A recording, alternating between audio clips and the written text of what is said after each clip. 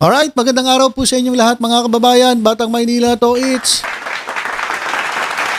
meron na naman pong banat etong si Baste Duterte dito po kay PNP Chief General Torre. Kung matatandaan natin mga kababayan ay binatikos po ni Baste Duterte ang pagkakatalaga dito kay Torre bilang bagong PNP Chief. At ang sabi niya ay 2-star general lang daw. Bakit umangatagad bilang hepe ng Philippine National Police? So ito naman ay sinagot ni General Torre. Sabi naman ni General Torre, balik-balik din etong si Baste Duterte at tingnan yung nangyari nung panahon ng kanyang tatay na si Digong Duterte, na kung saan etong si Duterte ay inappoint po bilang PNP Chief etong si Bato de la Rosa na noong panahon na yon ay 1-star general lamang. O sabi ni Torre, yung tatay niya 1-star general ginawang PNP Chief. Ako at least 2-star general. So balik-balik din Baste. Tingnan mo rin yung ginawa nung panahon ng tatay mo. At eto ngayon, meron na naman banat si Baste Duterte. Pakinggan po natin. While compares himself to Bato, let me just point out the difference. Si Bato, kung iambak man sa promotion, it is because it was to fight drugs and criminality. Si Torre, iambak sa position because he is there to persecute those who are against drugs and criminality. So what does that say about this administration? Kulang na lang mo, you are promoting drugs and criminality and you are grooming pushers and narco-politicians. So, sa to? Back to you. And call out po dahil. Pamati, maginimbuyan Okay, so parang pinalalabas ni Baste Duterte na itong bagong PNP Chief na si Torre ay protector ng mga drug lords. Kasi sabi niya si Bato de la Rosa raw in-appoint para tugisin itong mga involved sa illegal na droga. At ito naman, si Torre ay na-appoint para i-persecute itong against sa illegal na droga. So yun yung sinasabi ni Baste. Ngayon, ito lang mga kababayan, may gusto lang ako ipakita sa inyo. Kasi baka maniwala agad kayo kay Baste Duterte. Mga kababayan, ayon po kay Colonel Asierto. Alright, sino ba si Colonel Asierto? Ito pong si Colonel Asierto ay dating tauhan ni dating Pangulong Rodrigo Duterte. At itong si Asierto hanggang ngayon ay nagtatago pa rin dahil nga po gusto siyang, ayon sa kanya mismo, gusto siyang ipagurgor ni Digong Duterte. Dahil nga po sa kanyang mga pahayag at mga revelations laban dito sa Duterte administration. Kasama na dyan si Bongo at etong si Bato de la Rosa. Ayon kay Colonel Eduardo Asierto, si dating Pangulong Duterte at Senator Christopher Lawrence Bongo, sila ang protector di umano ng mga drug lords na sina Michael Yang at Alan Lim. Kasi sinasabi ni Baste Duterte, ang protector na lumalabas ngayon, itong si General Torre. Ito matagal na to mga kababayan, Kaya dapat ito malaman ng taong bayan kasi baka nakalimutan na kasi hindi po ito nagkaroon ng hustisya Eto pakinggan natin mismo si Asierto. Magandang araw po. Ako po si Police Colonel Eduardo Asierto. Narinig po natin ang Pangulong Duterte na itinatanong sa AFP at PNP, bakit buhay pa si Asierto? Ito po ay nagpapatunay ang death threat sa akin noon ay totoo. Kasi po, meron po akong natuklasan na 3 inchik na merong involvement sa illegal na droga. Ito po ay si Michael Yang, na kaibigan ni Presidente Duterte at kaibigan ni Bongo. Si Michael Yang ay kasama ni Johnson Chua na nagtayo ng Shabu Laboratory sa Domoy noong 2004. Domoy, Davao City, 2004. Si Johnson Chua, siya ang may-ari ng Shabu Laboratory sa Domoy, Davao City. At meron siyang 2 warrant of arrest. Lahat po ito ay tungkol sa illegal na droga. At si Alan Lim naman, kaibigan ni Michael Yang at kaibigan ni Bongo at ni Presidente Duterte, nahuli sa loob ng isang Shabu Laboratory sa Cavite noong 2003. Nakasuhan siya Pero na-dismiss ang kaso niya because of technicality.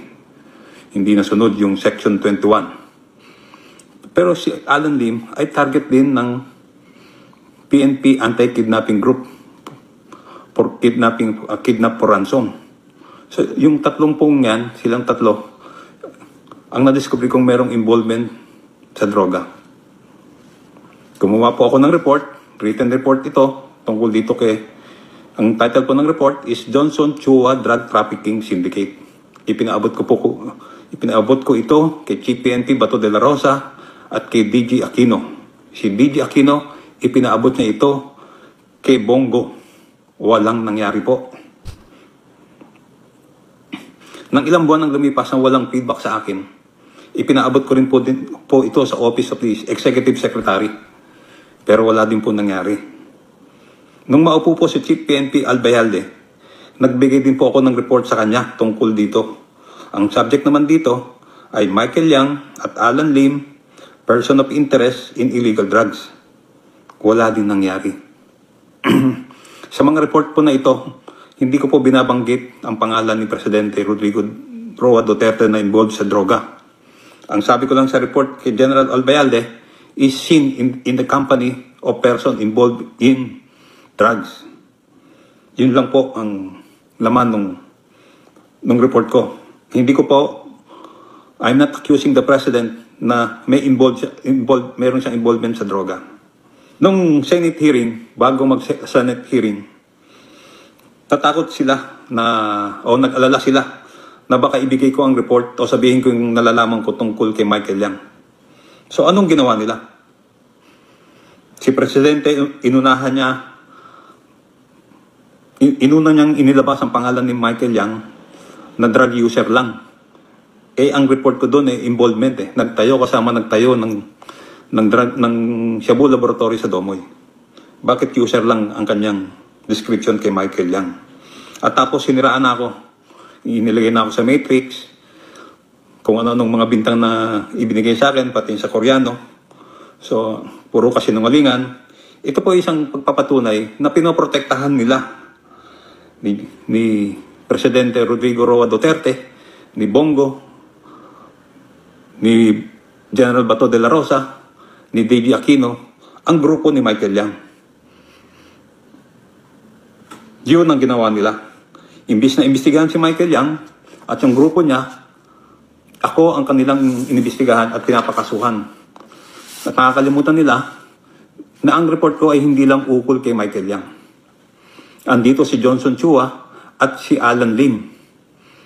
Ano na nangyari doon kay Johnson Chua at Alan Lim? Si Johnson Chua, 2 ang warrant. Si Alan Lim, meron ng record ng involvement sa droga. Target pa ng PNP, EKG dahil sa kidnap for ransom. Pinagtatakpan din ba nila itong mga to? Okay, so yan po si PNP Colonel Eduardo Asierto. So, Baste Duterte, sir, ayon po kay Colonel Asierto, ang protector po ng mga drug syndicate, katulad ni Michael Yang, Alan Lim, at kung sino-sino pa, ay etong kanyang tatay. At etong si dating PNP Chief Bato de la Rosa. At maging etong si Senator Bongo. At nung pumalit si Albayalde naman. So, huwag mo sasabihin na si General Torre ang protector. Kasi mismong tauhan ng tatay ninyo na itong si Asierto ang nagbulgar. Pero gumawa siya ng report, mga kababayan. Nagpasa siya ng report dito kay PNP Chief, hindi pinansin. Tapos umabot na raw kay Bongo, sabi actionan pero walang nangyari. So hindi pinansin. Bakit? Dahil kaibigan ng mga Duterte, etong sila Michael Yang at Alan Lim. Meron pa silang mga litrato, magkakasama sila So itong si Baste Duterte, sir, bakit si General Torre ang pinagbibintangan ninyong protector? Mismong tauhan nyo dati. Yan si Asierto ang nagsabi kung sino talaga ang protector ng mga drug lords at mga sindikato. Actually, ito si Michael Yang, hindi lang sa droga na involved, pati sa Pogo, o pati sa Parmali. Pero mo, ito si Michael Yang, ginawa pang economic advisor ni dating Pangulong Rodrigo Duterte. Kasi ang nangyayari, turo ka ng turo, pero bumabalik sa'yo yung sinasabi mo. Diba? Kasi kapag nagturo ka, mga ganyan, mga kababayan, pag nagturo ka, isa nakaturo dun sa tinuturo mo, yung 4 na daliri mo nakaturo sa'yo. So binabanatan niya si Torre. Pinagbibintangan niya na ito daw si Torre ang protector. Ayan, pinakita ko na sa inyo. Sino talaga ang protector ng sindikato ng droga dito sa Pilipinas? Tanong ko lang kay Mr. Basti Duterte, ano naman nangyari dun sa sa ilan ba yun? Ilan ba yung nandun sa mismo sa City Hall ng Davao City? May mga addictus dun sa City Hall ng Davao City. Ha? Kamusta na po sila? Mayor, dating Mayor Basteng na ngayon ay Vice Mayor. Kamusta na po? Okay na po ba sila? Na-rehab na ba? Kasi ang kwento-kwento dati, mga ka-jamming niya raw. Biruin mo mga kababayan galit na galit sila sa illegal na droga. Pero doon mismo sa loob ng City Hall na kung saan siya ay mayor, may mga addictus. So, ang hirap kasi mga kababayan kapag salita ka lang ng salita. Tapos ikaw naman hindi naman ligtas doon sa sinasabi mo. Ibig sabihin, nagmamalinis ka, akala mo linis-linis mo, pero ikaw mismo, mas madumi ka pa kaysa doon sa pinagbibintangan mo. So, yan lamang po mga kababayan.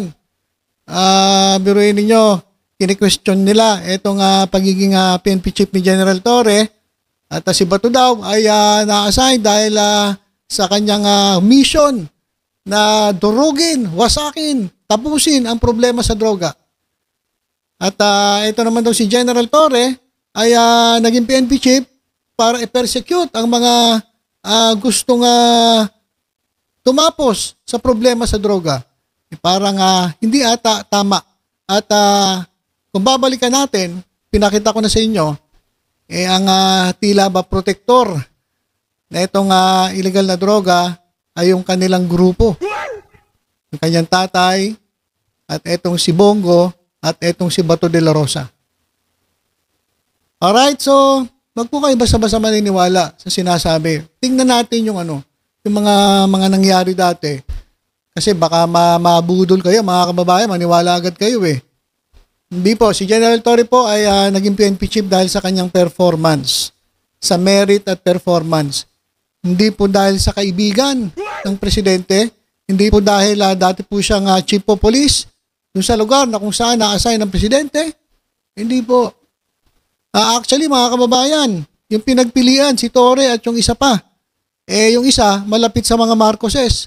Mga kababayan, malapit po sa mga Marcoses, lalong-lalo na kay Amy Marcos. Yung pinagpilian.